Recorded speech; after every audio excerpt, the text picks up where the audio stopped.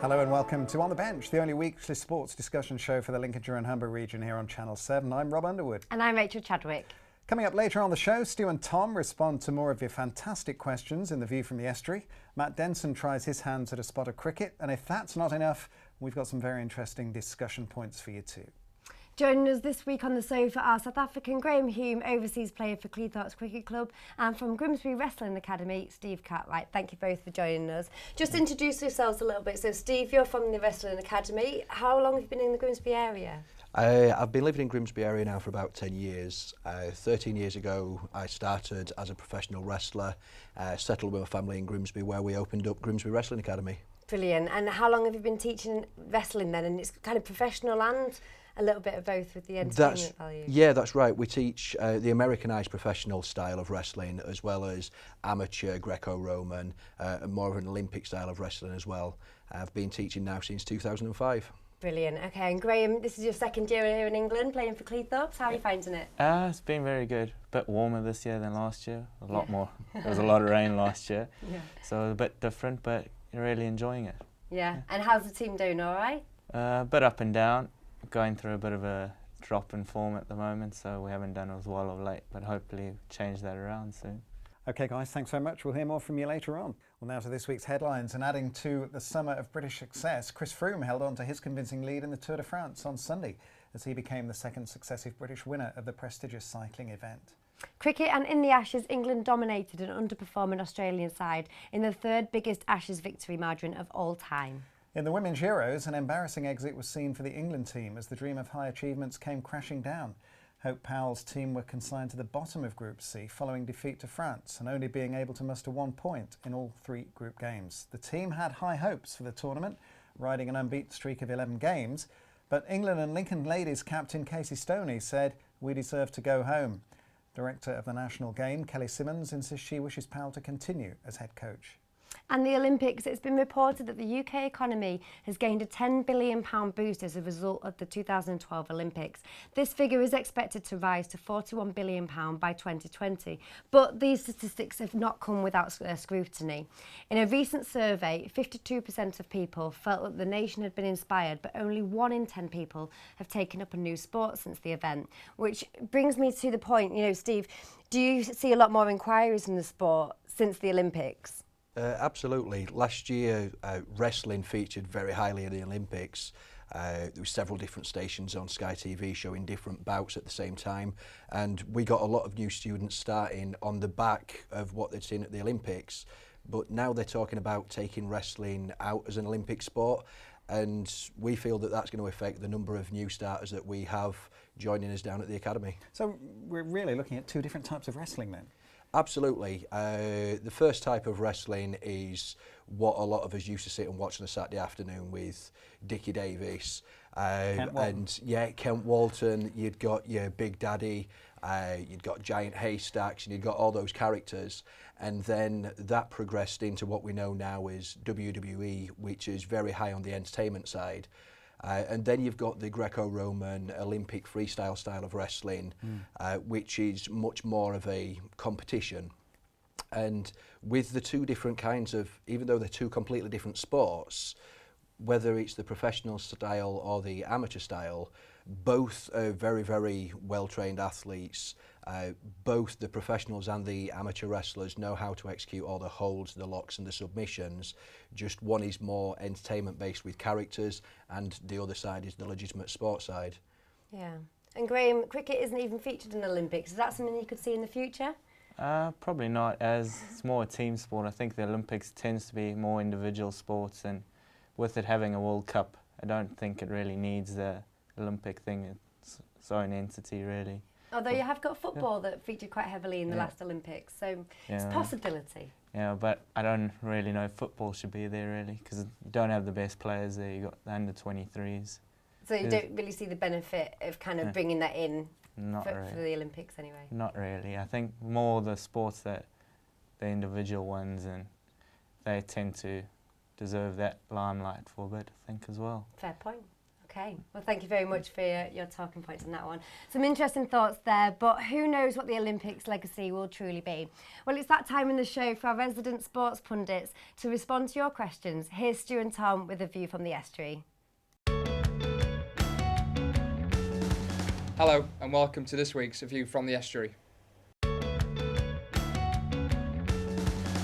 You look at when the World Cup is, usually in the summer, it's going to throw all the leagues out of their A lot of the European seasons. leagues are competing over that winter period, so it's just going to mess everything up for the European sides. And obviously with the heat as well, you're going to look at possibly, it could be fairer, but I think it's wrong. When Qatar were awarded the World Cup, you knew the temperature of the place. Yeah. So that, you should have already thought of that, so you can't then go and throw this in the bag. Oh, we're going to have a winter World Cup. Yeah. Absolutely ridiculous idea. I think you look at the other athletes, they're not doing drugs, they're winning it on their own training. Fairly. Yeah, fairly as well.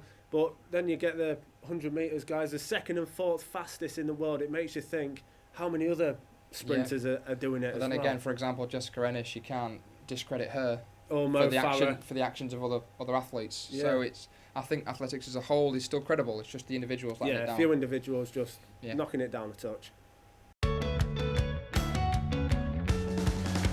Yeah, I think it is a genuine possibility for me. It is. It will be a sideways step, though. Arsenal have only just qualified for Champions League football over the last few seasons. Yeah, but if he was to win any trophies, the most realistic thing Arsenal could win would be one of the cups. Yeah, 60 million plus will get Rooney out of United, I think. Silly money. They've already had a bid rejected. It's up to Marino now to go back and make a second bid, see if it gets accepted. If you want him that much, you will put in a silly bid. But don't forget, Moyes will not want to sell to a title rival. Well, that's it from us. You can get your questions in on Twitter @OnTheBenchTV, or you can search for us on Facebook, On The Bench TV. We'll see you soon.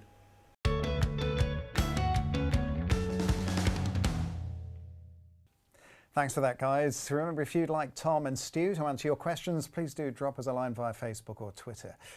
Now, as we've briefly touched on today, the women's team dropping out of the Euros certainly raises some questions about big match preparation. Let's just talk about this, Steve and Graham.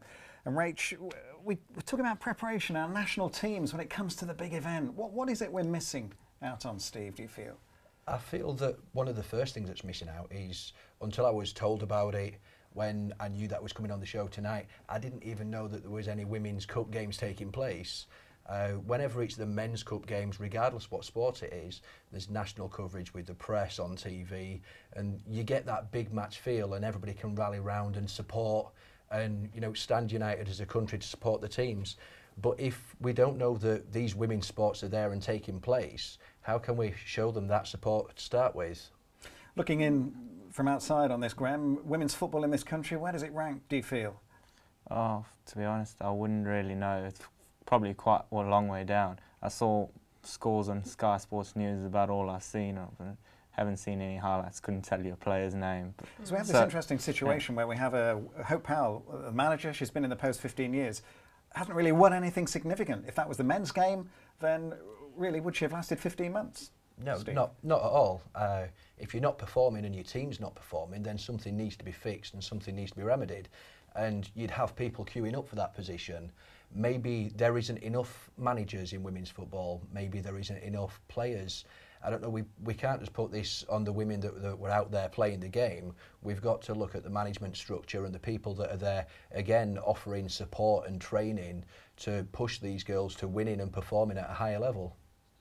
Yeah, absolutely. I think it's a really key point that Rob brought up about the comparisons between men and women's football, and also men and women's sport in general. So I think it's great to pick up on that. Thanks for your comments on that one. Yeah, thanks very much. Well, that's all we've got time for in this half. Join us after the break when we'll take an in-depth look at the Ashes, and we'll see Matt Denson at the crease. Don't go away. Welcome back to part 2 of On The Bench. Now, the Ashes are well and truly upon us, and it's been a really interesting start to this fantastic sporting event. So, Graham, I want to get your feedback on this, because obviously a cricketer man. How do you feel the Ashes have gone so far? Well, they've obviously been rather interesting. There's been a lot of drama, a lot of decisions that have been spoken about, made for good TV. First test obviously been a lot closer than the second one, but the build-up, the hype has led up to what's been really good cricket so far, I thought.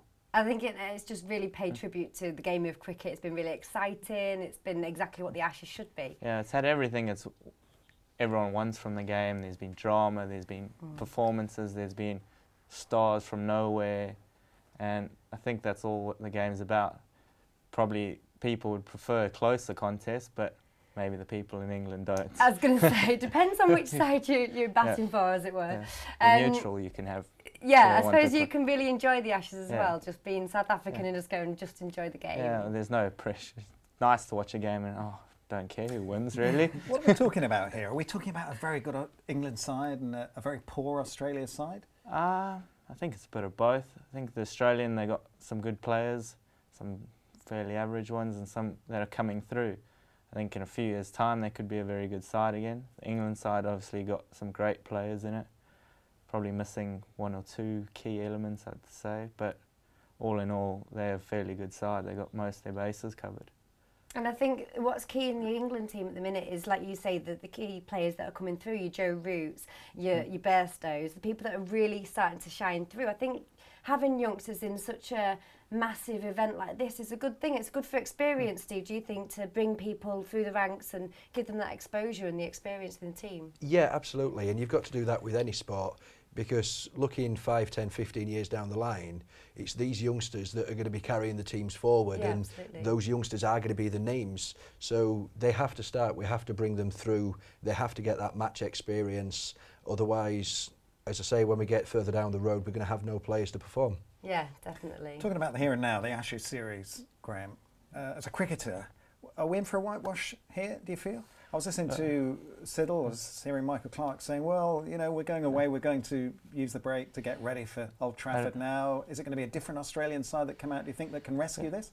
I don't know about rescue it, but don't see them winning the series from here. But I don't think a whitewash is really on, but because I think they got enough good players to either maybe not win a test, but they can definitely compete in a few. You can't keep relying on the lower level batsmen though, can Yeah. you? Well, the thing is, all the top order have got themselves in at some stage during the series. No one's kicked on yet for them. So they'll be looking for a Clarke to get a big 100, or a Watson or someone like that to really stamp their authority on a game and really look to do well. And they, sorry. One of the things that has really shone through this season is the technology. And the comparison between the way England have used it and the way Australia have used it is complete opposite. Australia have really done poorly with their decision making on this. I mean, do you think that the technology is taken away from the game, or it's really bringing the game up to speed, you know, up to kind of modern times? Well, I think if you can use technology and it improves the game in terms of you get more decisions right, it has to be the right thing. The problem comes in is if it's not 100%. But at the moment it's probably getting most of the decisions right. It's overturning the really bad ones unless you've wasted your reviews. And so in terms of that, it's really good and can only make the game better. What about the moments though, the incidents, the controversial incidents concerning Broad and Clarke? How did you see those? Well, no one. I think the best interview I saw was Siddle's after that, where they said, oh, shouldn't people walk? And he said, oh, the operative word being should. People don't do it. No one does. If you got the right to stand there, the umpire's there to make the decision. If everyone walked, we wouldn't need umpires, really. Well, we have umpires. Yeah. So you might as well stand. Make sure they make the right decisions, up to them then. And if they get it wrong, hopefully you've got reviews in place. I'm sure it's a story that's going to run and run.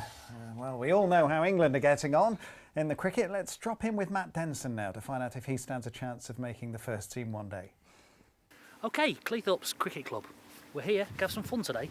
Bowling in the nets, bit of batting. Let's see what's in store for us. The lads are waiting. Let's go have some fun.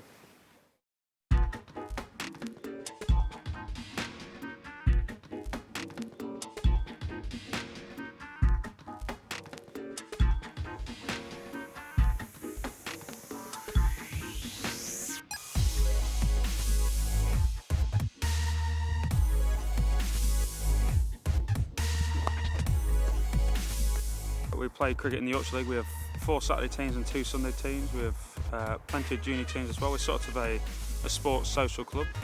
I come here regularly. I train on Mondays, have a game on Tuesdays down here, train Wednesday, Thursday, coach Friday. We get about 5 or 6 groups of about 20 people. Try and do some drills, do some batting, bowling, fielding drills, just simple basic stuff to get them involved in cricket. It's great sport, it's team sport, so get everyone involved and make new friends really. There's people just quite happy is coming here, and it's a nice club, it's a really good club. I'm seeing last 12-13 years that people just going really bright future here. So Andy, please tell me what I'm going to do. Okay, you're going to have a bowl up to the batsman in the net, okay, down there. I'd imagine you're going to bowl gentle sort of medium, so what you're going to do, you're going to try and hold the ball down the seam like that, and then sort of come in and bowl it and try and get it in the general direction and getting out from there.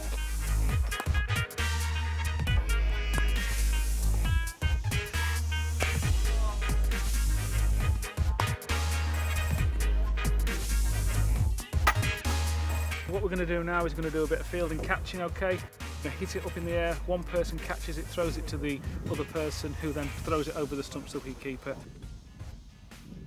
So Alex, thanks for having us down here today. No problem. I've thoroughly enjoyed it tonight. Good. How would we get hold of you in the club? If you wanted to come down and join?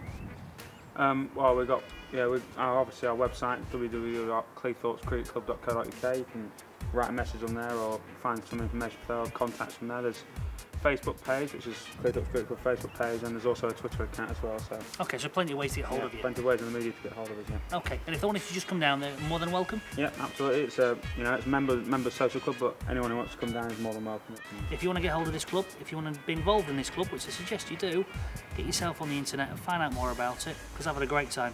Thank you very much indeed. No, it's a pleasure. Thank you. Thank you. Okay, so thank you to Andy Ellis and the boys here at Cleethorpes Cricket Club. Had a great time, learnt a lot about cricket. I see it on the TV, it looks quite easy. I'll be honest with you, when you're in the sticks, it's not that easy. Good times today. If you fancy it, want to try something different, get yourself down to the cricket club. More than welcome for all ages. I'll tell you where I'm off now, to the bar. All very impressive, isn't it? All padded up. Here he is. Well, not padded up now, but you were. How was it for you? It was good. It was good. Harder than I thought. Yeah. I don't know how you guys do it, to be honest with you. Very good. It was. I learnt a lot, and I learnt how difficult it actually is. Yeah. Have you tried bowling? Yes, I have. Any good? I was reserve. Terrible. I was terrible. And I thought, well, I'll tell you what, I'll try bowling, so I tried that. Did you get hurt? No. You had all the my pride gear everywhere. Yeah. Dignity. Yeah, that was all intact. Steve, he tries most things. A bit of an action man all round. What about in the wrestling ring? Get some baby oil on him and lycra, and dressed up in lycra. Will he be any good, do you think? I think we've got just the spot for him. We've got quite a few local events coming up, and we're always after somebody standing just in case. Oh, that'd be fun. Yeah, bring it on. Stand in, I mean, he would have to do something, wouldn't he? Well, we'll get him down the training school, show him the ropes, as it were. Very good. Get him in with a couple of our guys and see how we get on. Like the sound of that. I tell you what, I was getting ruffled up in the cricket. I mean, your guys, they bowled me for a golden duck. I mean, that wasn't showing me, was it? Golden duck. It was very impressive, even if you didn't do great. My pride was hurt. Yeah, well done, Matt. Thanks. Well, that's all we've got time for, I'm afraid. Yes, that's right. But it's not just the end of the show, it's the end of this series. But fear not, we'll be back on Tuesday the 27th of August and broadcasting on Channel 7. You'll be able to find us on Virgin Media Channel 879, but we'll also be available online as always. Watch this space for some interesting opportunities for you to get involved in the show, including our very own Fantasy Football League. We'd also like to take this opportunity to wish our co-presenter Paul Woodford, of course, all the best on his upcoming wedding. We look forward to seeing you very soon. Take care.